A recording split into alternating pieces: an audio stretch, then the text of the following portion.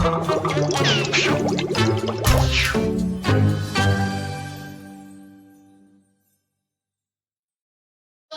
hello everyone. Good afternoon and welcome to our show. Now let me introduce myself. My name is Professor Sean. Welcome, please meet you. And today I'm very excited to have you here because I want to introduce my latest invention. May I introduce the Mind Molder 5000 TM.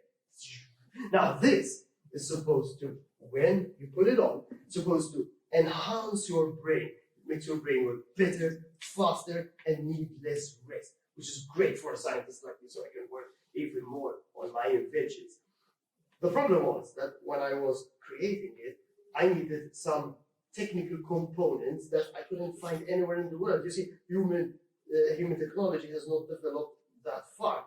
So what I did was, I used my other invention, the time-space bender TM. Basically, this opens a portal anywhere in time and space. So what I did was open the portal, stepped through it, and I arrived on a planet on the other side of the galaxy. On this planet lived an advanced race of aliens, and they had technology we couldn't even imagine. So I borrowed a little tiny computer microchip, and I stepped back through the portal to Earth, close the portal, and now that I have my computer chip, I could install it into my Mind Molder 5000 TM, and hopefully it will work. I haven't had time to test it yet, but it's fine. I don't mind testing it for the first time in front of an audience. So if you're ready, I think I need help putting this on actually.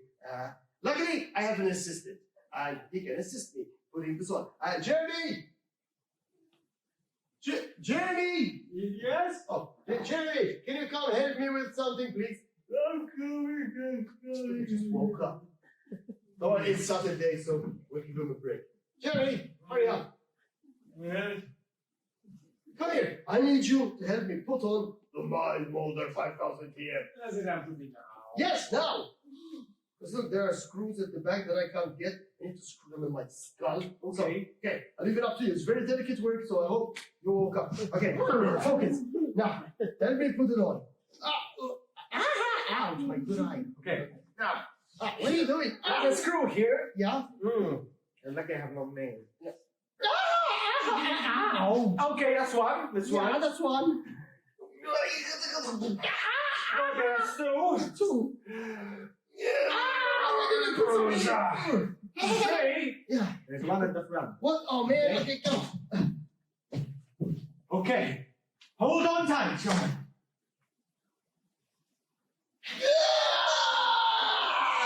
Okay, that's it. Okay. Stop that. Okay, it's all tight. All I have to do now is switch it on. Okay. Okay, I'm ready. And with the button, there it is.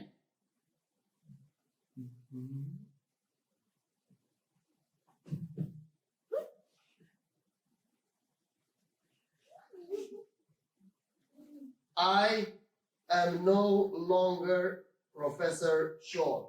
Who are you?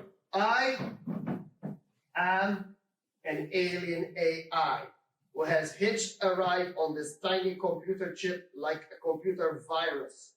And now I have taken over your professor's brain. I command you to bring him back. You cannot command me, puny human. In fact, I think I shall not only take over your professor, I shall take over your whole planet. The whole planet, but why? You are not taking care of this planet. You are damaging and destroying it bit by bit.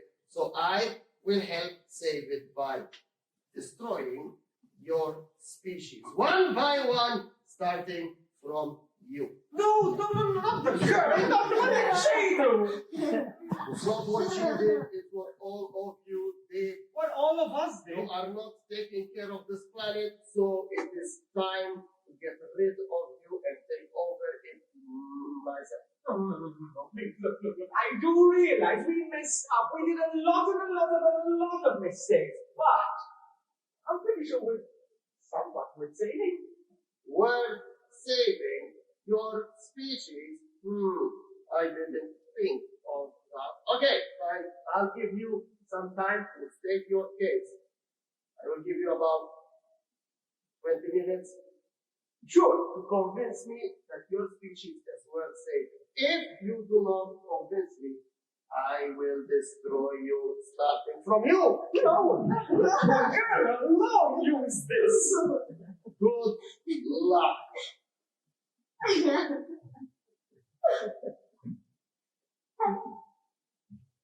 More like good riddance. Guys!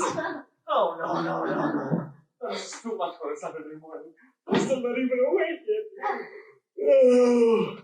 Okay, so we're on the brink of human annihilation because this AI has taken over Professor Sean's brain. So what can we do? Okay. We have to prove to him that we are worth saving. What can we do? Go. Oh, you're worthless. What can we do? Go. Wait a second. What if we find out all about us? I'm pretty sure if we go through what we are, where we came from, what we did, I mean, there's something special about all of us. What do you think? Okay, so in order to save our own habitat, to save the human race, we have to talk about our human origins. And where better to start than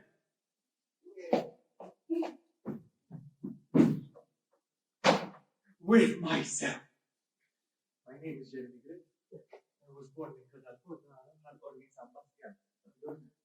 And my great-grandfather was a fisherman. My father is a stationer. Excuse me, Jeremy. Yes, Professor Jacob. What's going on here? I'm telling all of these people about my origins. Is this some kind of experiment to test if people can actually die of boredom? Hey, no, it's not. I'm telling them about where I came from and why I'm worth living. What? Why? Because I come from San No, listen. Why? Why do you want to tell them about your origin? Well, look. Professor Sean got this microchip, put it in his brain, and now this AI has taken over it. And this AI is threatening to destroy us and our habitats. Whoa. Let me make myself comfortable for this. Well, if he's threatening to destroy you, he's not threatening to destroy you personally, but all of you. It's not just about Jeremy here. People are different and all individuals. Wait, I think I might have a picture. Oh, there we are. See, look at all them different races. In fact, even if you look around the school, look at each other's faces, you'll realize that all of you are different from one another.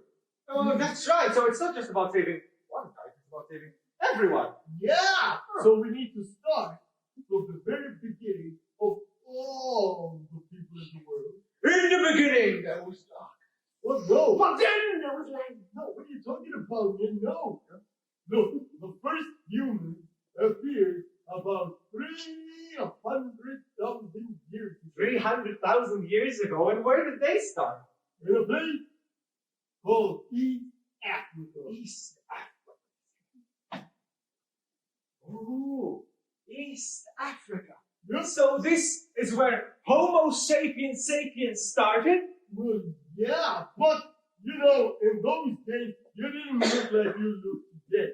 You see, when you first appeared on the planet in East Africa, you guys used to, well, not you guys, your ancestors used to live on trees. On trees? Wait a second. Wait. So you're telling me we, with all of this hair, used to live on trees? Hey, don't be jealous of all the hair, man. Feels like it's been 300,000 years since I had hair. Okay, so why would we go on trees? I know why we would go on trees, because we have trees. We don't have any trees anymore. We've destroyed every tree that we have here on the island, so we can't climb trees. I love to climb trees. Yeah, well, that's a good Boy, they haven't climbed a tree in a while. I haven't seen a tree. But they didn't climb trees for fun, man. So why would you climb a tree? Well, let's see a video of the audience though.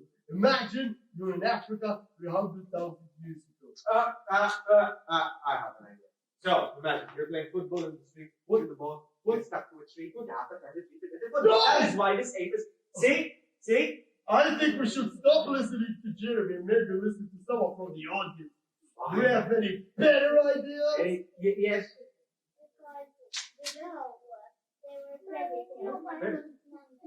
That's right. So there were a lot of big predators, big cats, big reptiles, all trying to eat us. Well, not just us, but yeah, we were on the mission. So in order to get away, we had to climb trees because we couldn't run away. We were not faster than them. We couldn't fight them. We were not stronger than them. So we climbed trees to keep safe. But then we started changing. We started using our hands to pick our noses, to scratch our butts, but also to build tools to build. Wait a second. So we went from that to building tools and weapons to use the mighty stick. Oh, wait a second, Jeremy. Well, I think we're skipping ahead. Skipping ahead? Yeah, Why? because if you're walking on your feet and your hands, and you're climbing with your feet and your hands, you can't use your hands for anything else. Okay, I know. We need evolution. And we evolved to walk on two legs. Look, do you have a little toy we can use? Sure. I've got this big man over here. There we go. Oh, here we are. So this one, this little green, whatever it is, let's call it Mr. A. He's walking on all fours. Or climbing on all fours. Okay. Yeah, there you go.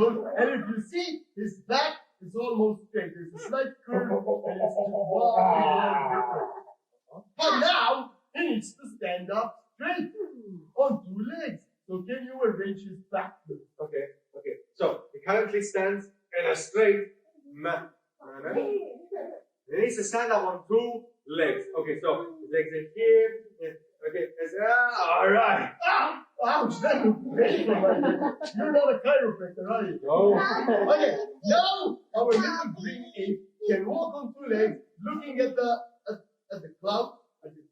No, he can't look after all the time. Can you fix his back, please? Yes. Gosh, that's so fat for your week. No.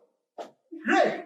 Now our little green ape can walk on two legs, looking at The ground. His feet and his ground. No, what are you talking about? No, can you fix his back, please? That's right. There we go. Now, our little green ape can walk about. He's a bit tired, as Jeremy Chocolate West. But that is basically what happened to our back in evolution. Look, maybe you can go to a picture to explain it better. Let me put this guy here. Okay, so let's find a picture. Oh, now I get it. Look, leave it to me. I think I can explain it. So, guys, I need you all to stand up where you are. Good. Now, what we're gonna do is we're gonna open our legs a bit wide. We're gonna put our shoulders up. We're gonna take them forward, and we're gonna put our hands right behind it. Now we're gonna go down. Well, you can see the curved back already. This is the curve of the back. Now, what we're gonna do is we're gonna be apes for a moment. So, open up the mouth. I. And repeat after me. I. You. Are ape. We are all apes. Bananas.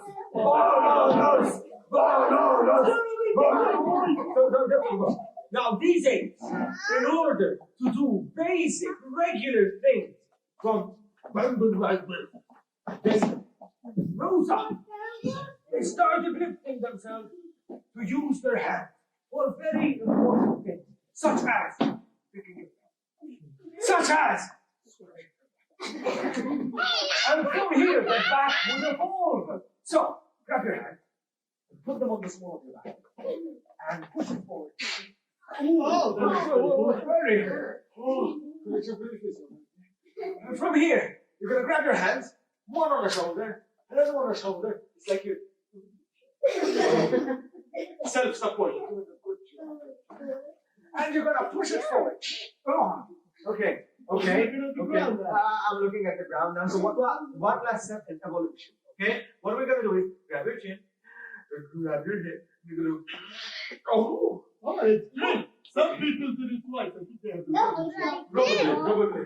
Guys, you can sit down. Sit down. There you go. Now, that is the reason why you might hear a lot of adults, like your parents and your grandparents, complaining about about blackness.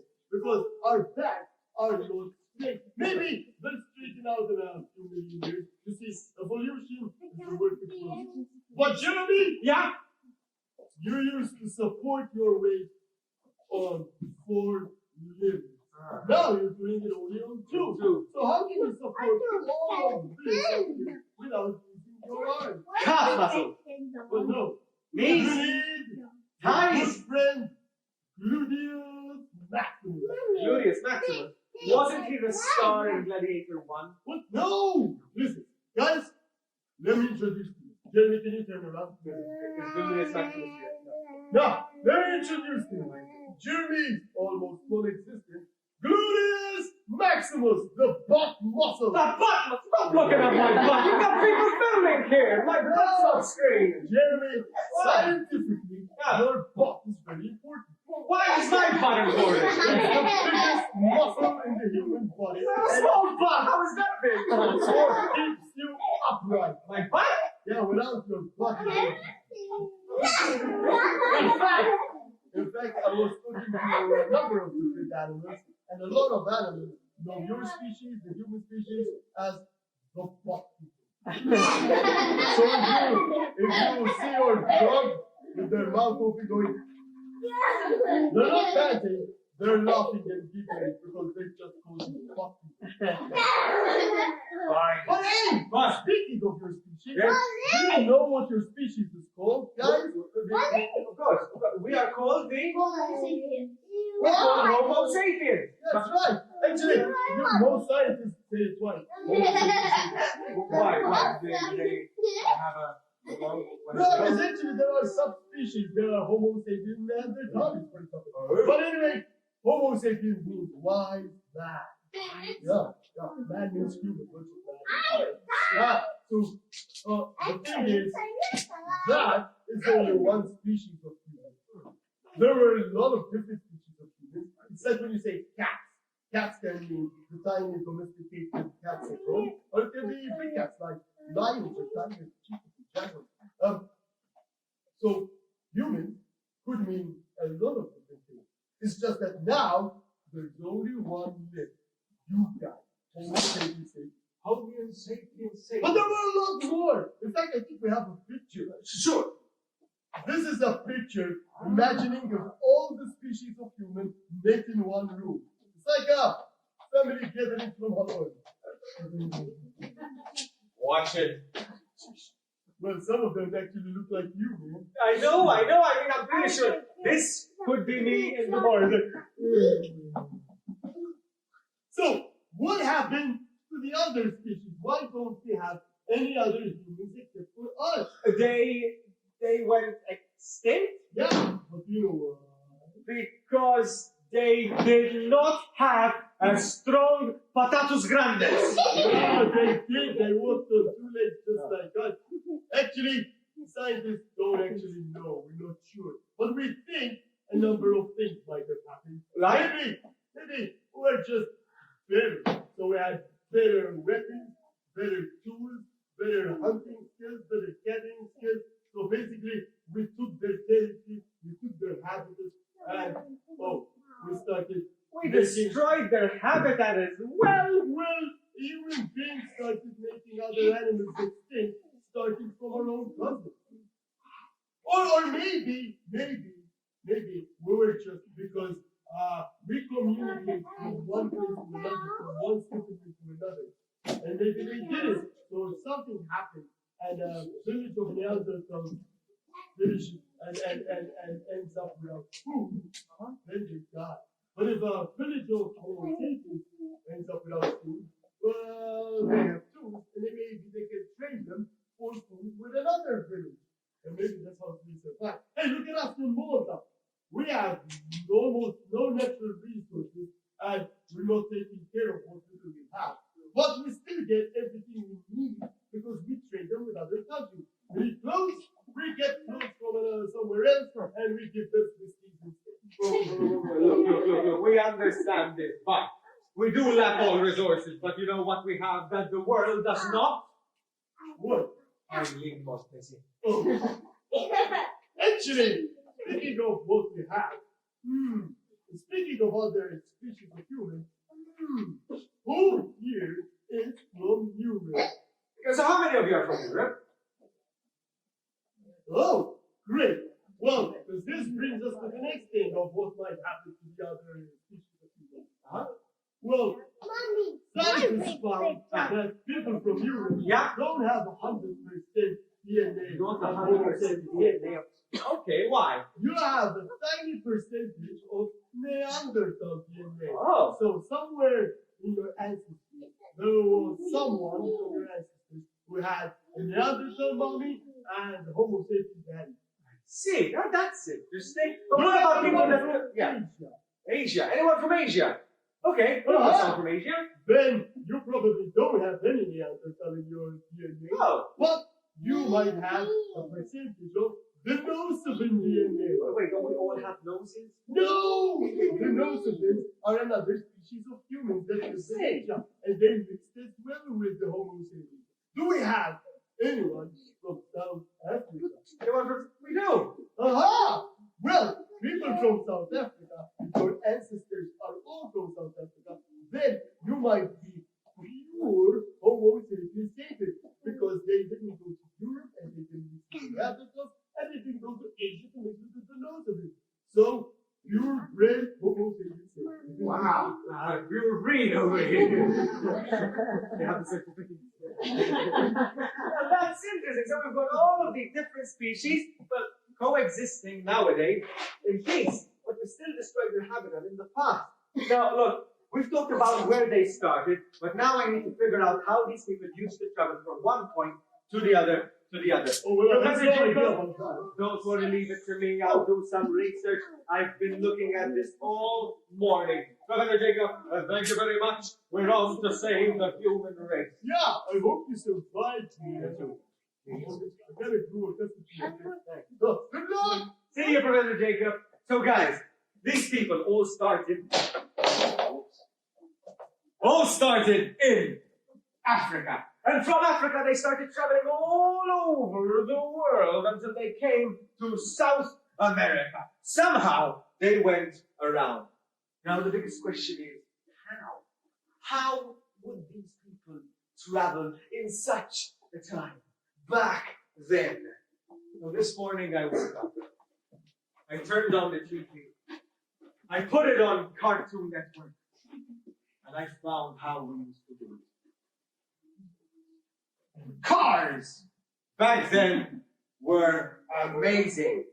They were very, very primal. We had no machines, but what we had is logs. We had wheels at the front. You lift it up and you whoosh and whoosh and whoosh with that. You're not convinced, are you? What if I told you we even had planes? This! We always talk about Amelia Earhart being the first female pilot. My friends, I present Wilma Flintstone. It's me. Yes? Oh, hi dear. Hi, what's your name? My name is Jeremy. I'm the professor's assistant. We're just talking about air travel in 300,000 BC. My name is Fuzzword, because I'm fuzzy and I got a board. But, Mr. Jeremy, Yeah. I am afraid I have to tell you that you're completely wrong, my friend. Wait. So you're telling me that my research on Cartoon Network is wrong? Well, yeah, Hanna-Barbera is not very research like you. Yes. believe it. 300,000 years ago, Uh-huh. there were no cars or planes. So how did people travel? Well, on foot. On And foot? actually, they used both. Both feet? Yeah. And they walked all the way across the world. They walked all the way. So that means that it took ages to get to the other side of the world, and even hundreds of thousands of years to get across. And do you know why it took so long? Why? Well, they weren't just walking on their feet, but this wasn't a family vacation. This was a human migration, and that means that a whole population of people who were walking together. And that means that you have young people who are strong and fit and can run, then older people who are complaining all the time, so they are using a lot of energy to complain, and then there are even older people who are old and can't walk very far. Or maybe there are injured people who need time to rest, or maybe there are babies who need a lot of time to sleep and everything. So they have to walk as fast as the slowest person. Otherwise, they leave them behind. Fosshorn, I think I can visualize this, but I'm going to need some help. Oh, that's great. You know, my needy brain cannot really comprehend it. So what if we get some volunteers? The most well-behaved in the room. So let's start with Juan over here. So we're going to need. Who is? Can we get you? What about you? Actually, I'll tell you what. Let's risk it. Something dangerous.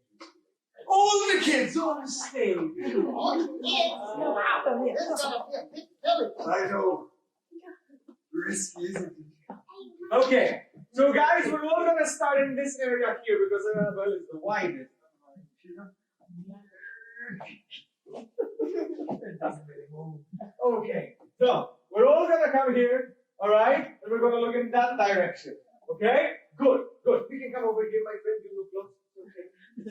Now, at the very front of the village, we've got the two village chiefs. So come you as well. So 1, 2. So you are the two village chiefs. Okay? You're the strongest in the tribe, but obviously you've got all of these people to look after. So can you give me your village chiefs? Good. Now, at the very back, then over here, we've got 1, 2, 3, and 4. You are the grannies of the village. So you're going to be, I'm not. But then again, you can't tell too much. So this is you guys who are walking really slow. You're really annoyed because all of these kids are shouting behind you. And over here, but 1, 2, 3, 4, you're the buzz of the village. You're going to be going, yes, I am in there, I'm stealing my outfit. But at the very back, we've got some injured warriors. And these warriors were fighting a saber-toothed tiger. When all of a sudden, you decided to pet the tiger. So both of you now walk with a limp.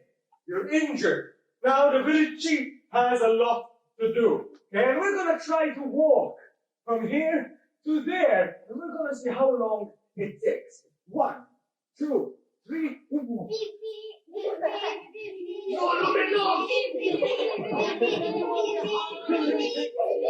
it does take some time. Now all of these people, pause. Now all of these people, what happens next is this. The grannies, raise your hand. Well, the grannies, they get tired. And they decide, listen, all of this walking is not worth it. I'm going to go to my seat. I'm going to start my own habitat. So you can go, the grannies can go back to their seats. Because they decided to settle somewhere else and retire in peace. Now, what about the two injured? The two injured decide, listen, we need somewhere where it's safer. There's a lovely hill over there. Let's settle over there where it's definitely safe. And you form your own society and community. Now, what about the others? The others. How many of you are the young, energetic? You've got 1, 2, 3, 4. You decided to kick on ahead. You don't care about these old people. You're going to go for the party village. You call it peace village. Then you can go into your own habitat. You went to Rome? Sure! Remus and Romulus we've got here. Sure! We'll form the first republic. And what about you? Where to the Granny? Where are the Granny going? Go take it. There you go. So the Grannies are going, and the village chiefs still have one important task and duty to do. You're leading the village, but now the village is all over the place. But you've got one last couple that you need to look after. And that is myself and my lovely wife. Can you come over here? No, no,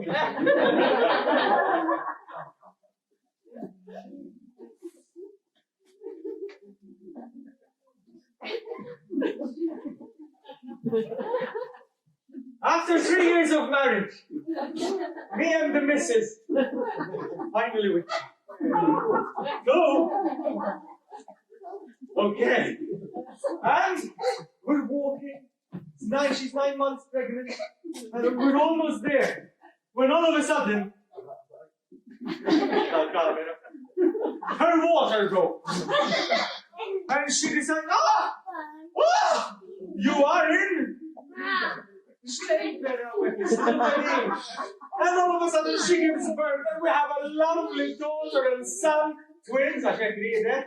And we are going up to the village chief and tell them, listen, we really enjoyed working with you, but now we have a family. So why don't we stay here, maybe build a nice villa over here with a pool, or the kids obviously, one for each. So do you mind if we stay here? Yes, oh, Tired, and the village chiefs let us stay here. Thank you very much to the chiefs. Thank you to my wife. Thank you very much. Thank you. Thank you very much. Yes, Pastor.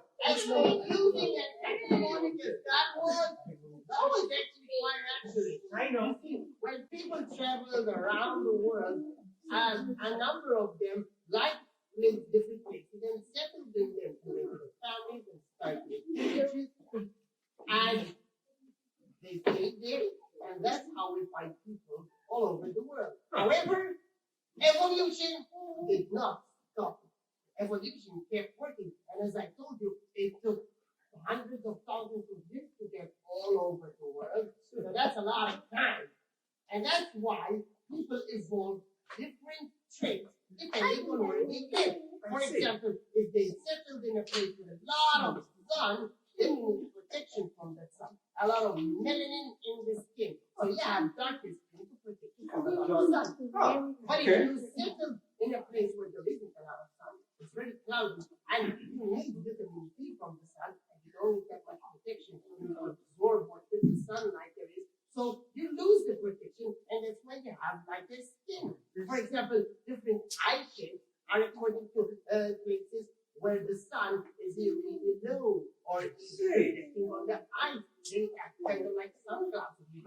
With different eye shapes. And you have different hair color and different eye color, and even different shapes and sizes. For example, in colder places, they might have shorter limbs and even deep kind of fatter or thicker people for them to keep warmer. See, well, thank you very much, Pastor. That was amazing. We got to understand the difference in humans and how we also got to travel all around. Yeah, that was great. And I didn't make it up. You know, I was a bit nervous about today's performance, especially because they're filming it and I'm camera shy. But did I do well? You did fantastic.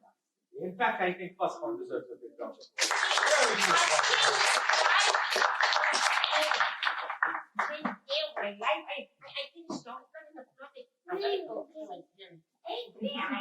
Okay, so guys, we managed to find out a lot about us humans. But you know what we're lacking? It's what makes us stand out. What makes us as humans really special. All I can think of is one thing. We're really good at destroying things. We've destroyed our possible ancestors. We've destroyed our habitats. So do you think that's what we're really good at? Us destroying things? Daniel, I heard your question. And if you want to know what makes you stand out, it's very easy. All you have to do is open the door again, just walk outside and don't sit down. You'll be standing out. Bob, we've got more tricky things to do, okay? Okay. I'm just joking, man. I'm just joking. So, you think that you guys, your species is special because you destroy things? Well, you are kind of right. We are the best at destroying things. But that's very negative, man. Can we, put a positive spin on things? Put a positive spin on things. I mean, we can try, but I don't know. Can you help us find out what we're really good at? Okay. Let's think about it. Let's start with what you said. Destroying things. Guys, what is destroying our planet? Yes. The tools that make tractors, pollution.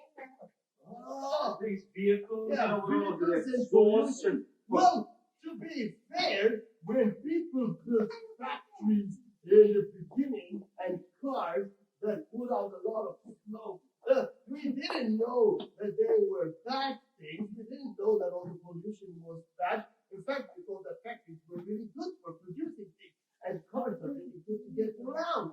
But now we know about all the pollution in the air. So we're trying to make it better. What else? What other kinds of pollution are there? Well, what other kinds of pollution are there? Yeah. Air pollution. Air pollution. That's right. Yeah. Yes. Yeah. Sound pollution. Yes. Yeah. What? Hmm? No, so we've got all of these different types of pollution. Yeah, and then there's another big kind of pollution. And what is that? Well, we created a very good material. Very good material. Plastic. It's so good that you can find it in everything. You're right. It's cheap to make, it's really strong. But what's happening with all the plastic? Well, we're trying to reduce it because we're throwing it into the sea and it's killing all of these animals. I mean, the turtles are eating our plastic bags because they think they're jellyfish. These straws are literally taking years and years and years to disintegrate. And I mean, you know what, guys? I don't really think we are worth saving. I think that AI should just get rid of us. Wait. Let's go back on what you said. What? When people created plastic, they thought it was an amazing product. And it Yeah. was. But now, we know that it's very harmful to the environment, especially when it breaks down into microplastic and ends up into tiny snakes. But we're trying to make it better. So maybe we are great at communicating. Maybe we are great at learning and teaching things to each other. Man. Guys, Bob is right on it. So this is our purpose. I mean, look, every animal has its purpose. The cheetah is the fastest animal on land. But then the octopus is great at camouflage. And we are good at communicating. That's how we learn from our mistakes. That's how, for example, well, okay, let's try this. How many of you were at school this week? How many of you started school this week? So that's the majority. When you go to school, well, you learn about numbers, right? Well, you learn languages, right? You learn how to do these different things. Science, physics, history, geography. And you're being taught these. Your teachers are communicating with you to teach you all of these things. And your teachers were once students such as yourself. They were taught these things as well. And their teachers were also students. So this cycle keeps on repeating. So we're trying to teach ourselves to save ourselves. Wow! You've managed to fix it. You found our purpose. Wow! Disgusting. But yeah, you're right.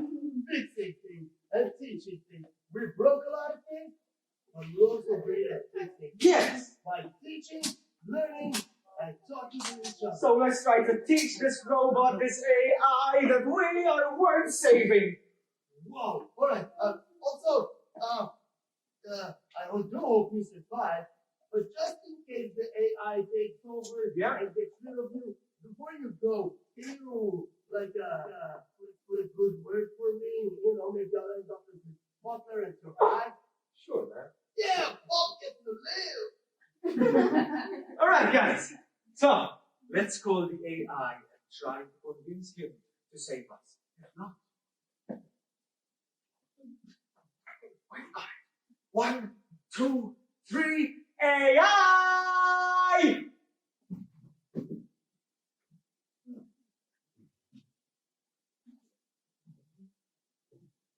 Where is Jeremy? Jeremy, Yes. put that down or I'll shove it up your nose. My mom made it for you. Put it down. What have you to tell me to protect yourself? Why are you worth saving? So, look, I know we've destroyed a lot of things. Yes. We haven't really been looking after our own home. We've been throwing things here, there, into the sea, even in space now. But we've come a really long way. We started in around 300,000 years ago. We started in East Africa, and we've all spread across the entire world. I mean, we have different races, we've got different colors, we've got different hair, we've got no hair. So we're all different, but somehow we've got one good thing going for us. We can communicate, we can talk, we can teach, and the best thing of all is we can sometimes fix our own mistakes. I think we can actually use that to help us protect our own habitat. I mean, we messed up. We really messed up. Plastic wasn't a really good invention. But if used right, I mean, it could be a great invention. What we're doing now, however, is this. All of these kids here are being taught how to recycle, how to save our planet, how to use less emissions, how to obviously be better humans, not just to the planet, but also to each other. So they're fixing it. They're doing their best. I didn't think of this before. I came here to fix this planet by getting rid of you guys. But maybe you and your generation made a lot of mistakes, but maybe you, the young ones, can learn to fix them. Fine, I will trust you guys to fix this planet instead of me fixing it for you. So you're gonna save the buff people? I'll pretend I haven't heard that. Fine, you are free to live on one condition. That is? You need to take care of your habitat. You spread all over the world. The whole world is your habitat. Please fix the mistake of the old people. We Save will. your planet. We will. Good. AI? Yes. Fine. I will give you your professor back. Besides, this body is a bit too itchy for my liking.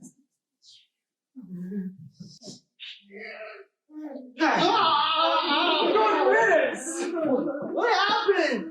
This AI took over your brain, Professor. What? It did?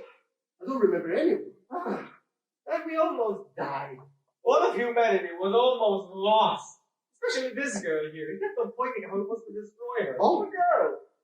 Well, I guess the moral of the story is don't borrow things from another planet. Well, apart from that, the moral of the story is we've come a long way. We started 300,000 years ago. Would be ashamed to destroy ourselves now. Think of the evolution that we've gone through. Is that worth us being destroyed, I say? No! I agree. I say we should continue to live on this world to protect the planet that we live in. Can we do this? Yes. Yes, we can! Right, Papa, calm down. So, guys, moral of the story is we can't live without a home. And our home is the whole planet. It's not just our home. We share it with all kinds of animals and plants. And it's not you guys, the young ones especially. The older generation made a lot of mistakes that you guys sadly need to fix in the future. So, as Jeremy said, we need to use less everything, especially plastic. Take care of the environment by using less emissions. That means using less electricity and water, so the power stations create less smoke. And buy less stuff, because everything we buy comes to Malta by ships and planes, because we don't have anything almost, so we get things from other countries, and that's a lot of carbon footprint. And so, guys, every time you do something, show the light, put on the tap, buy something, always think: do you really need this light, or to keep the tap on, or to buy all these things? If not, try to use this thing and take care of the planet together. So that's the moral of the story. That's the moral of the story. We messed up. You fix it. Hey! This was Jerry! And this was Sean. And this was our show. Human